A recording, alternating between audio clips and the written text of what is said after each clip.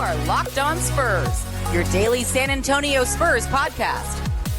Part of the Locked On Podcast Network, your team every day. It's here. NBA Draft Week 2022 is officially here. Spurs will draft this coming Thursday, but who is climbing in the draft boards? Who's climbing down? Who did I speak with ahead of the draft? Welcome back to Locked On Spurs right here on the Locked On NBA Network. I'm your host, Jeff Garcia, Spurs writer for Kins 5 San Antonio. This episode is brought to you by BetOnline. BetOnline has you covered this season with more props, odds, and lines than ever before. BetOnline, where the game starts. Yeah, can you feel it? It's here. Just a few short days. The Spurs will be selecting at number 9. Who knows? That might be it for them.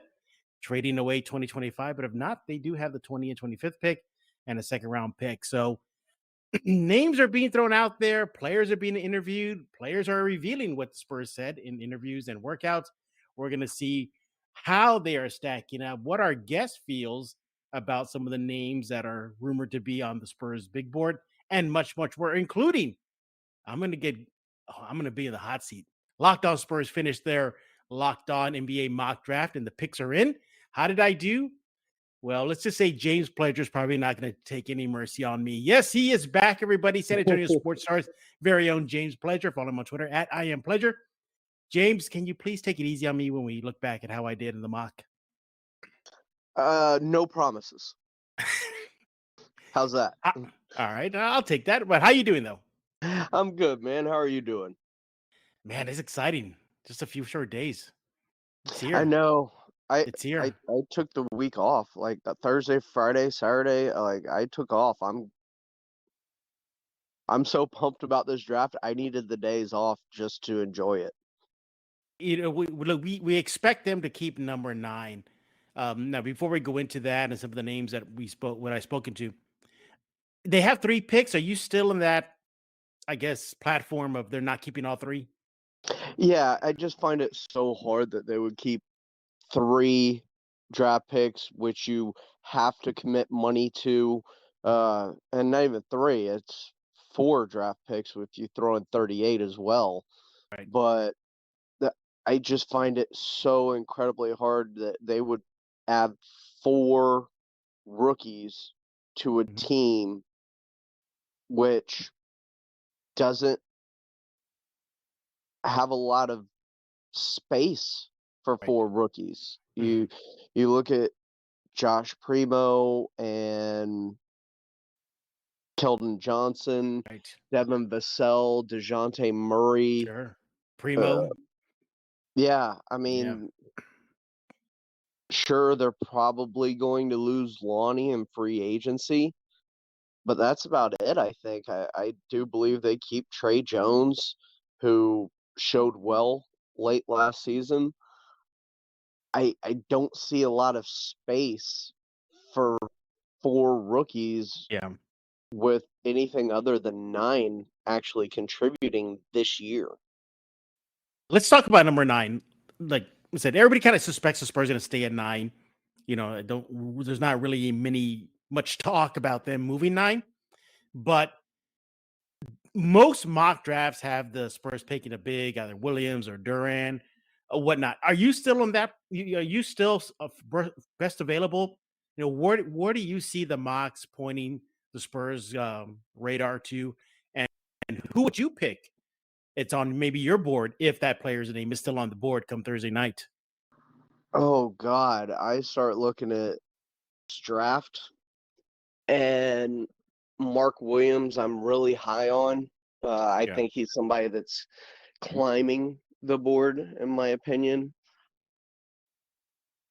But it's hard to, whether it's a big or a 4, to force a position just because, wow, we really need this position, because that's how you end up getting burned and drafting someone that maybe doesn't have the same potential or upside as another player to possibly become a superstar. I actually wouldn't be shocked if they used 9 to get an actual veteran, whether it was DeAndre Ayton in a sign and trade or You're talking about like using it to flip, like to flip it. Sure. John Okay, Collins is being mentioned as the Hawks were looking for a late lottery or a late lottery pick in terms of his availability, and the Spurs have the cap space to right, bring in a John Collins without having to ship anything off if they're looking to dump sure, salary in a sense. yeah. And then Um, there's Miles Turner OG too. Anunoby. Yeah, OG Anunoby is another guy that I think with the logjam that they have with Patrick Williams and Spicy P, Pascal Siakam, OG just doesn't there's not a lot of minutes for him, and it's rumored that he's unhappy with his role on the team right now. So yeah, nine's a very good bargaining chip if you want to go after like an OG Anunoby on draft night. sure. Yeah, and there's Miles Turner out of Indiana. Yes, It could be that's a another one. possibility.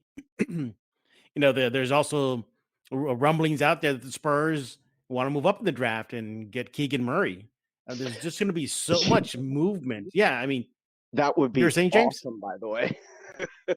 I mean, that would just really, really fast forward this rebuilding effort. They get Murray in Spurs colors, but I love the Brian Wright era because how many drafts did we ever go into and have legitimate rumors of things like this, of sure, players that were available either for trade or trading up into the draft? Like, we never heard right? anything about the Spurs Nope, wanting to be active on draft night.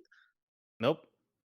Yeah, yeah, never. I was on the Blitz recently or last week, and we're talking about that, and I brought it up to them. I think it was to Rob Thompson and Reinagel, like how I can't, in my time following Spurs, imagine or remember the time where we had a GM just so active. Now they did bring up trader Bob Bass, but Bob Bass was just pretty much trading junk for junk. It was just Mm-hmm. bad contract for bad player for bad player. Under the Brian Wright era, these are significant moves that shape a franchise. Draft picks, as we're seeing, going to see this Thursday. Getting away dead contracts. Trading Drew Eubanks and Thad Young for a first round to Toronto. I've never seen a Spurs GM this active. But then again, Brian Wright has no choice. He's inherited a team that's in a rebuild right now. Mm-hmm.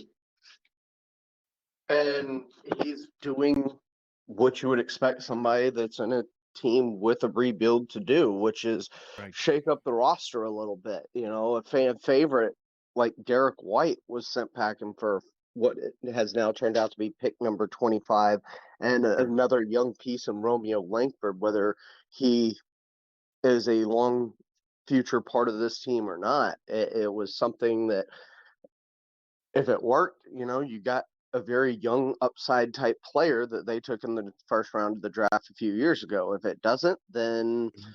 no sweat. It's money coming off of your salary cap. So Mhm. he has done a very good job of maintaining financial flexibility with this roster while also adding the draft capital that can be used in a multitude of ways, whether you actually pick with those draft picks or whether you use them to flip them into other veterans, stars, or high caliber players.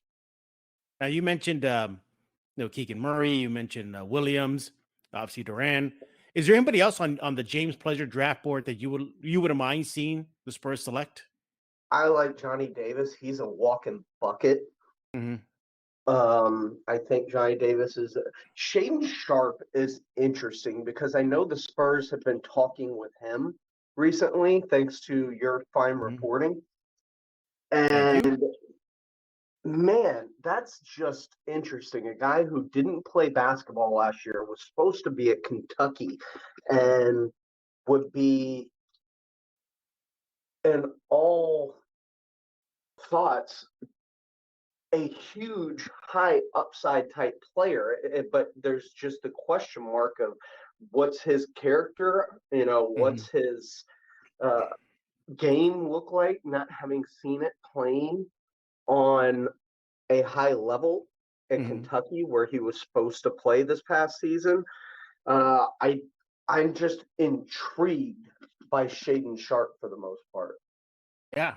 Well, we're going to get into Shaden Sharp, even Jaylen Williams out of Santa Clara, many others that I've spoken to, and hear what they have to say about working out with the Spurs. And then later on the show, James is going to put me in the hot seat as he's going to grade my GM work at the Locked On NBA mock draft. So, but yeah, lots ahead on this episode of Locked On Spurs. We're going to talk about Bet Online first. Bet Online is your number one source for all your betting needs and sports info. You can find all the latest sports developments, league reviews, news, including this year's NHL playoffs and MLB. Go check it out right now. BetOnline.net is your continued source for all your sporting wagering information, including live betting, esports, and scores. You can find out where the odds are for the Spurs landing or / trading for DeAndre Ayton. It's there at BetOnline. BetOnline remains the best spot for all your sports scores, podcast news this season. BetOnline.net is the fastest and easiest way to check all your favorite sports and events, including MMA, boxing, and golf. Head to the website today. You got yourself a mobile device. Learn more about the trends and action. BetOnline, where the game starts. We're back with James Pledger. He is the host or co-host of the Saturday Morning Hangover. So you can listen to him on the San Antonio Sports Star. I guess I should say the Thanos now, because y'all got all the stones now, man. You guys are just dominating with that new tower, that new signal. Was at 94.1, correct? Yeah, it is massive. I actually listened to the station all the way up to Buda the other night when I went to the Sister Hazel concert. So the reach of 94.1 is impressive now that I have firsthand, I'll do a lot of running around in Canyon Lake and New Braunfels and hear it crystal clear all over there as well. And I really got to put it to the test on Friday, driving up to Buda and all the way there. Got it. Nice. James will tell you more about his show and more later on the show. I got a chance to talk to a couple of the prospects, specifically the ones that worked out with the Spurs. Let's start with Sharp. One of the biggest things that a lot of fans are taking away from my chat with him is his reaction to when I asked him, hey, joining a young team, got DeJounte, Keldon, currently Lonnie Walker. Are you excited to play with any of these guys? He said, no, not really. He's not excited to play with any of them if he became a Spur, that he feels that San Antonio could be a spot for him to just showcase what he can do. How did you take that? Wow. It feels a lot like, if you remember Pop's comments prior to the beginning of the season last year, there are no superstars on this team. Right. Yeah, there's not. It feels a lot like those comments in terms of, I can be the star, I could be the focal point, I can be the guy in San Antonio. Yeah, and that's a pretty boastful talk for a guy who's been away from the game for a year. And that's the thing, he just remains so much of a mystery right now, because who is he? What is he? What can he do? There's even reports that his basketball IQ is not that great. I mean, it's definitely a gamble, but is this a player that is just high risk, high reward? How would you look at it as Sharp? He's incredibly high risk, high reward. I look at him and Shaden Sharp as he's the ultimate lottery scratcher, I guess. Yeah. I mean, you may win $500,000, or you could end up with 2 cherries and a gold bar, and all of a sudden, you're looking at something that's worthless. And the high basketball IQ is the part to me that is concerning when you're talking about reports involving him, because Pop loves high IQ guys, obviously. Yep. And willing to learn, willing to commit, but low basketball IQ also says to me that it's possible that he doesn't want to or doesn't initially care about film study. So yeah, I would be concerned with a Shaden Sharp for sure. He hasn't played in a while. We haven't seen him play against great competition like we would have Right. had he been at Kentucky. But you know what they say, a lot of times talent conquers all. And Right. he's got Yeah, that by exactly. buttloads. Another player I got a So, chance to talk with. Oh, I'm sorry. Go ahead. You want to wrap up your thoughts on that? yeah, I was just going to say, so, I mean, it truly becomes just a huge gamble if you were to go on and change Sharpen at 9. I'm not sure I'd be willing to make that gamble. Yeah, I'm right there with you. Is he a risky pick at 9? He is, but the upside is ridiculous if he gets everything going in the right So path. Yeah, it's ridiculous. just ridiculous. Another player I got a chance to talk to was Arizona's Ben Mathurin. He did tell me that he spoke with the Spurs at the NBA Combine. He said that the meeting with the Spurs went pretty good. He was able to meet a lot of the staff, Ooh, and that he said he could see himself playing in San Antonio with the players they have on the roster. He called the Spurs a great, talented group of young players. They have a young core. He said that really caught his eye about possibly playing in San Antonio. He said that he would like to play with DeJounte Murray and also Josh Primo. He said he would love to play with him. It's the Canada connection there. That's why. yeah. But other than that, your thoughts on Mathurin? Would he be a good pick at 9?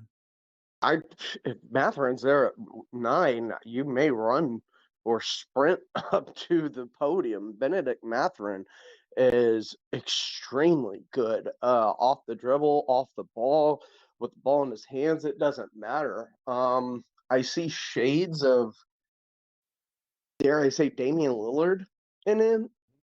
I mean, he's an extremely talented player, and if you paid attention in the tournament this year to Arizona, you saw it on full effect with him.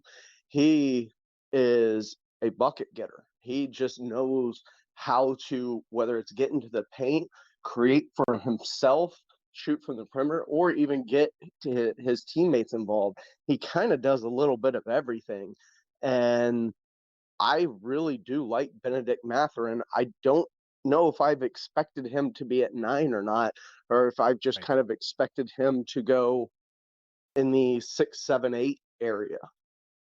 Right. Yeah, definitely a very intriguing player. Not a big. You got a shooting guard there, a swing guy.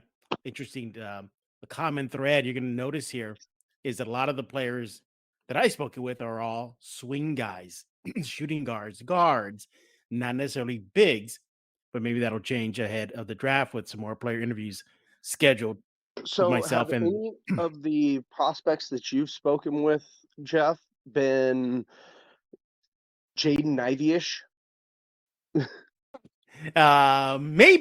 maybe.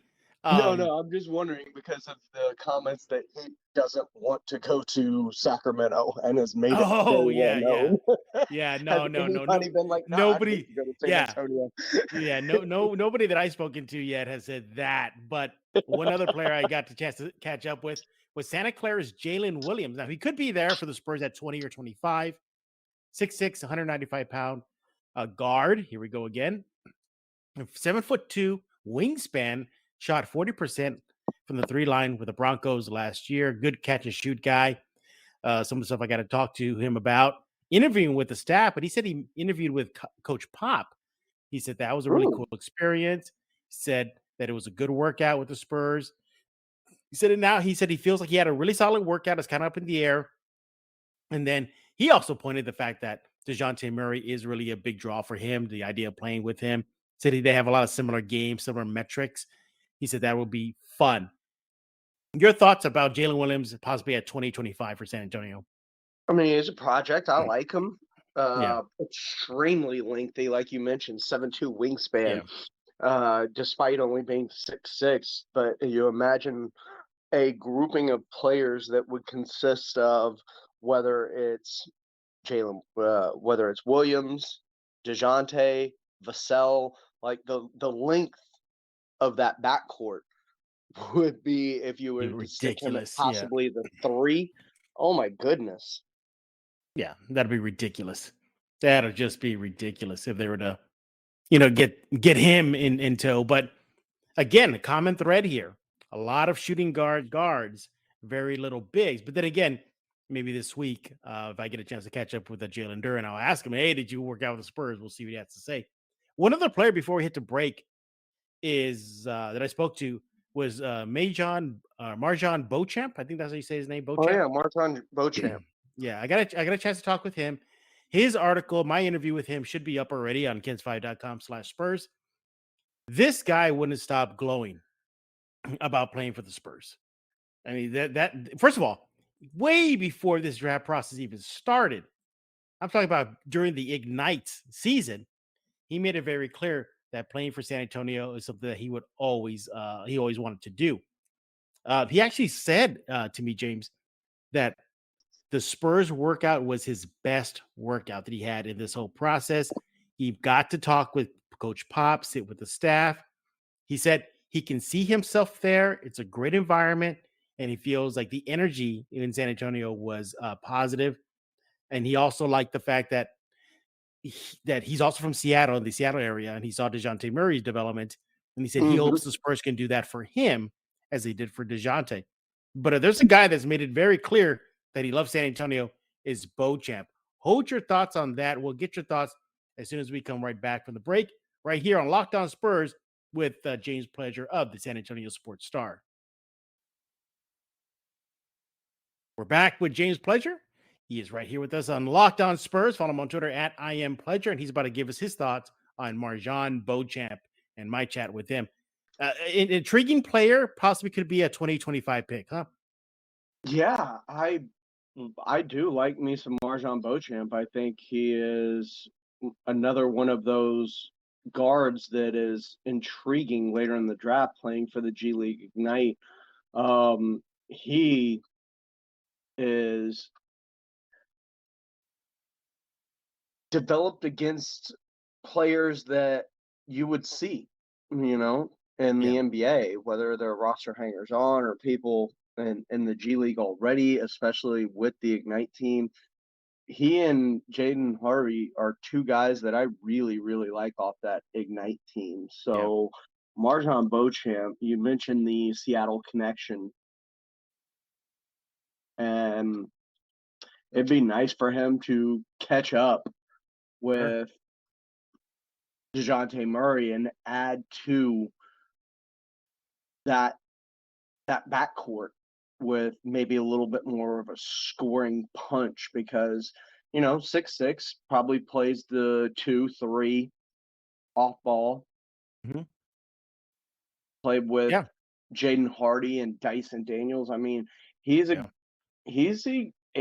very, very intriguing draft prospect because we have seen those G League guys like Jalen Green last year succeed by going and then coming to the league by going into, the G League route, if you will. Yeah. So I'm a fan of him. I think he handles the ball well. I think he's got a good jump shot. I think his size is good at 6'6" and his length. So it allows he's willing on the defensive end. So I love seeing that. And he is hyper athletic. Yes, he is. Yeah, most mock draft describe him as a versatile offensive player. Score in the paint, outside the paint, athletic, can defend, can rebound, a 7-foot wingspan, plays above the rim. The only knock on him, well, there's a few knocks, but one of the biggest one is that he doesn't have an NBA 3-point shot, and he's not that much of a playmaker. But that can be worked on at the NBA level. So yeah, intriguing prospect. And I think the Spurs would do well if they were to draft. And interesting enough, though, he comes from the G League at night, and if he goes to the Spurs, he's to go back to the G League. That's probably what's going to happen. Yeah, probably. But if you look at it, in the G League, he performed pretty well this past season. He averaged almost 19 points a game. He's played in 12 games with the G League. So the only thing you really worry about, like you said, is his 3-point percentage. And if you think that his stroke is there, you trust Chip England to help him, Yeah. straighten that out, right? Sure. Yeah, you definitely do. But yeah, there's a lot more draft chit chats that I'm going to have with a few of the players ahead of Thursday's night. I think on the schedule, James, I got Jaylen Duren. So Ooh. that's going to be interesting to hear if he had to say anything about San Antonio. Because I think he has, or at least nobody's reported whether or not he's trained or worked out with the Spurs. So we'll definitely find out that. But you mentioned Jaden Hardy, mentioned other names, and it's time to put me on the hot seat, James. Uh-oh. So Locked On NBA Network and all the Locked On NBA shows did our mock draft. Now the results are out already, so this is already public knowledge. But James is very well versed in draft talk and college players and movement and flipping and blah blah blah. So here's how Locked On Spurs did, and James, get ready to grill me. So Okay. I did get an offer for number 9. Ooh, okay. I think it was from Locked On Magic, and no, they weren't dangling the number 1. They were dangling a few of their current players. I said no, not for number 9, and that was it. So I stuck with 9, and I drafted Memphis's Jaylen Duren. Your thoughts?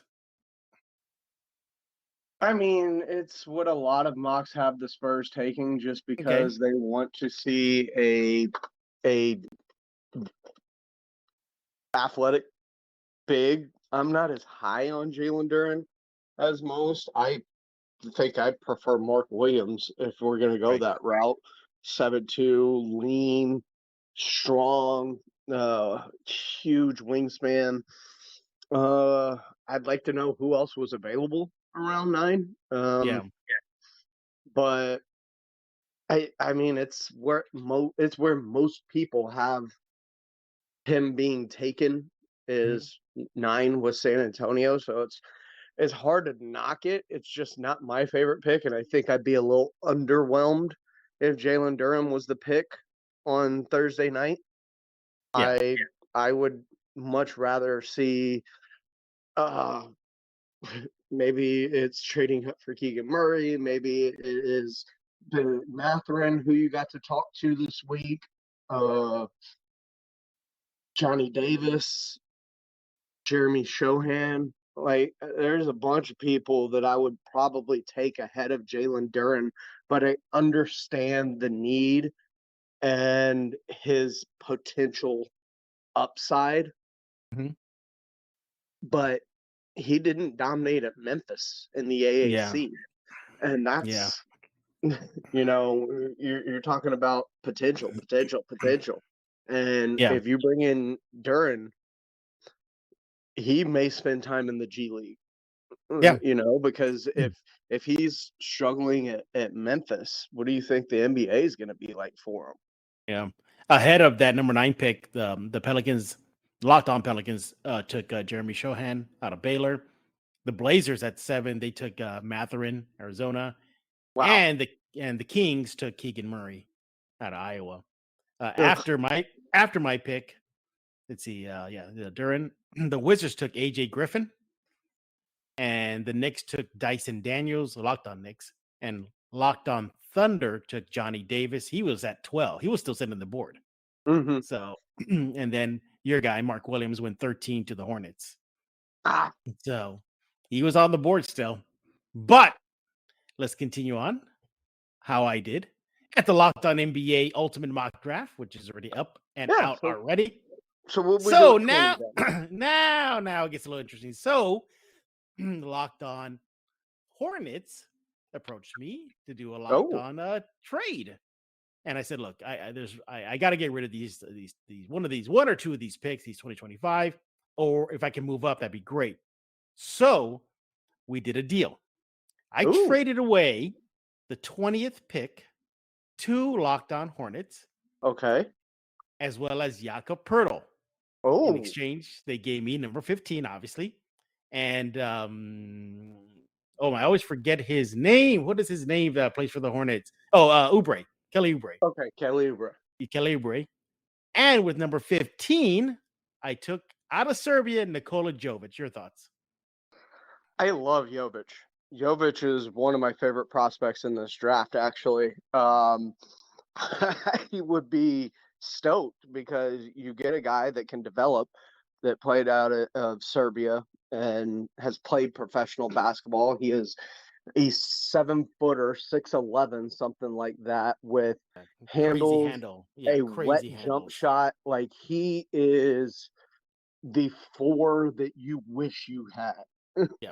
I mean, you develop that into something, and he could be a all-star, like multi-time all-star in this league. He would space the floor with his shooting. I mean, I really, really like Nikola Jokic a whole lot. Yeah. So trading up to 15 to make sure you acquire him, plus you get Kelly Oubre, who can man the 4 until he's ready. Right. Which would push Keldon back to the But 3. 3, yes, what I thought, yeah. His more natural position, and all you gave up was Jakob Poeltl. Now, by giving up Jakob Poeltl, you've given up a lot in terms of you are leaning on Durant, yeah. that Jaylen Drummond is your center, unless you do something in free agency with, bringing in Mo Bamba or something. Yeah. But I wouldn't be opposed to that either. Like, let Duran learn behind Mo Bamba. Maybe Mo Bamba can provide some good minutes at center for you and help to bring along Jalen Duran until he's fully developed. Absolutely. But that would be phenomenal on draft night if the Spurs were able to only give up Jakob Poeltl and 20 in an attempt to acquire a player that, I expect him to be there at 20, but if he wasn't, I would understand it. Yeah. So you're taking the gamble out of it by doing that, and I wouldn't be mad at all if that was the case on draft night. I love this pick. I love all the ramifications of this pick. The only thing that I worry about is losing Jakob Poeltl with a young center taken at 9, but even then you can substitute in free agency if you really need to. So if this were the play on draft night, I would do backflips. Like, this makes the 9 pick a little bit better for me, with the fact that you're getting a 4 in Kelly Oubre that allows you to A, space the floor, and B, move Keldon back to his more natural position, I believe. So he's not defending 6'10", 6'11" guys on the regular. He's guarding, 6'6" to 6'8" guys, which are closer to him. And that would be phenomenal, in my opinion. I love this draft pick here. I think this is a fantastic trade. This is a fantastic pick. This is just good all the way around. Bravo, Jeff.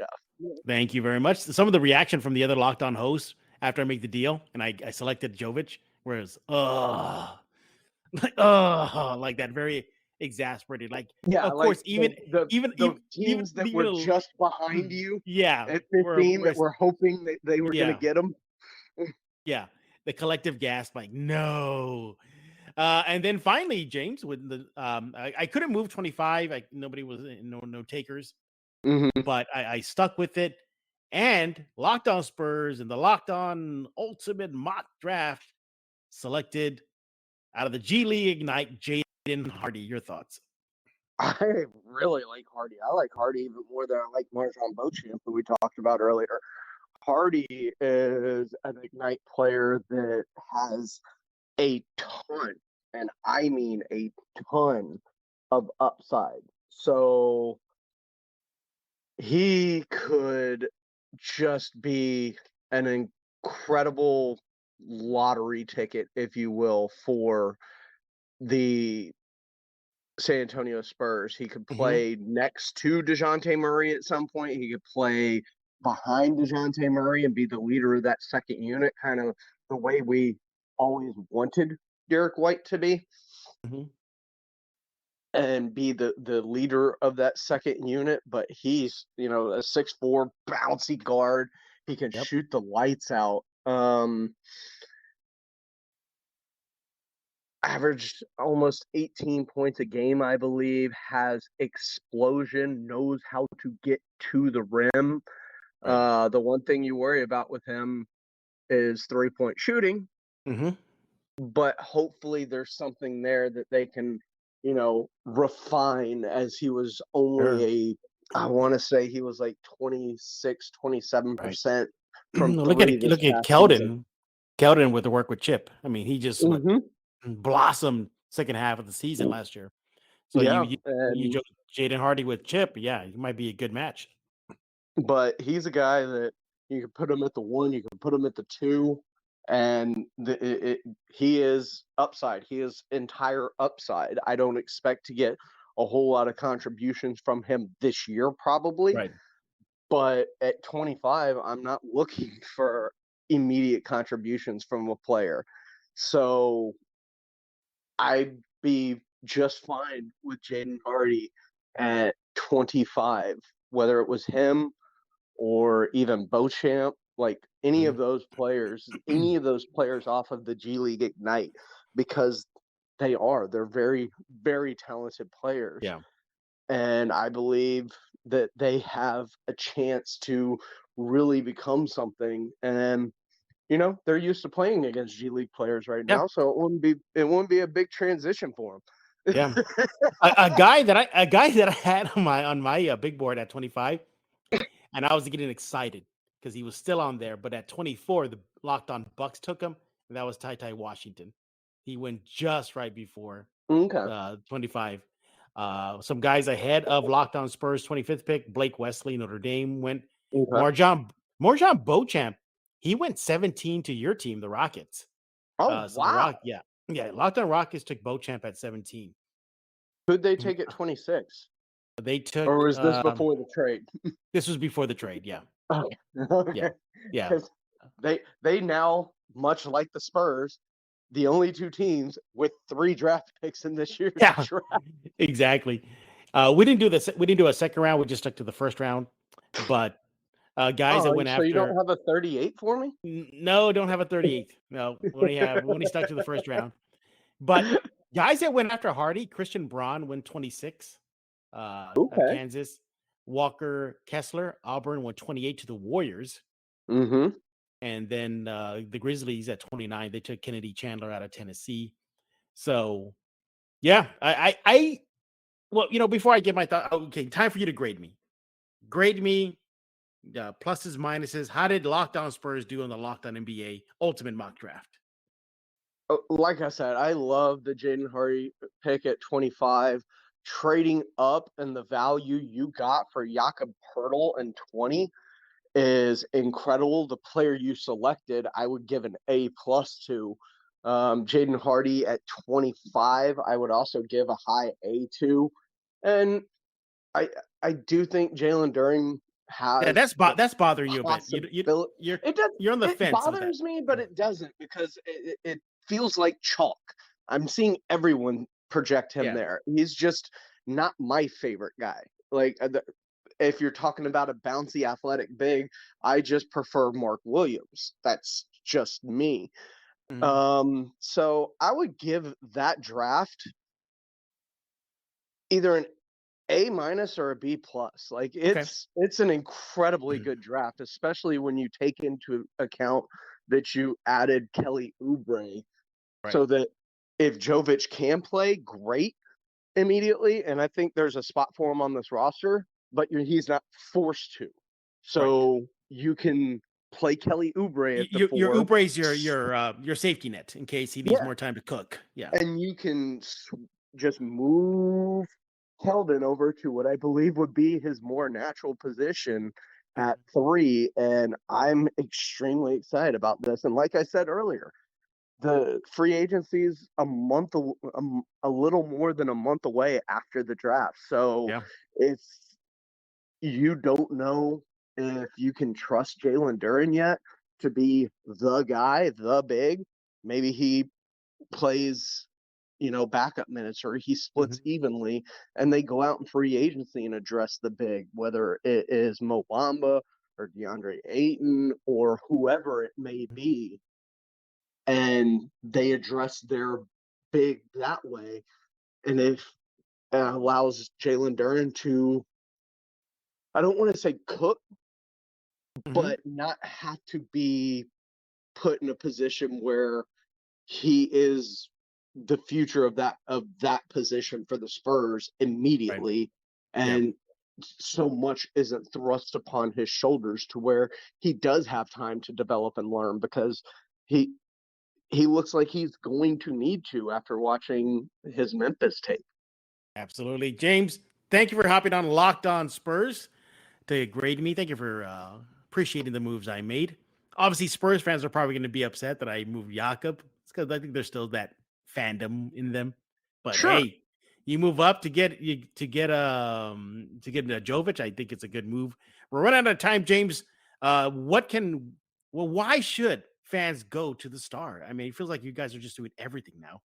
Well, we are. That's one of the reasons they should come to the Star. I mean, 94.1 FM, AM 1250, R&R in the morning, myself, Rudy J, Rob Thompson. We kick off your morning from 7 to 10, and followed by very closely by Michael Jimenez on halftime. You get the Blitz with Jason Minix and Joe Reinagle. And on the weekends, you get me, Jack Thompson, and Katie Goodman on the Saturday morning hangover from 7 to 9 now. So I don't know if I will be calling you to join as much anymore. You know you can. I will make it for you. I will make it for you. You know, you just gotta all I ask is just give me some of the later slot. That's all. Just give me a later slot. You got it. You are locked into the 8:30 meeting. All right. Subscribe to Locked On Spurs wherever you get your favorite podcast, Google Play, Stitcher, iTunes, and we're now on YouTube. Thank you for making Locked On Spurs your first listen each and every day. And we appreciate it. So for James Pledger, I am Jeff Garcia. We're going to put a lock on this episode of Locked On Spurs.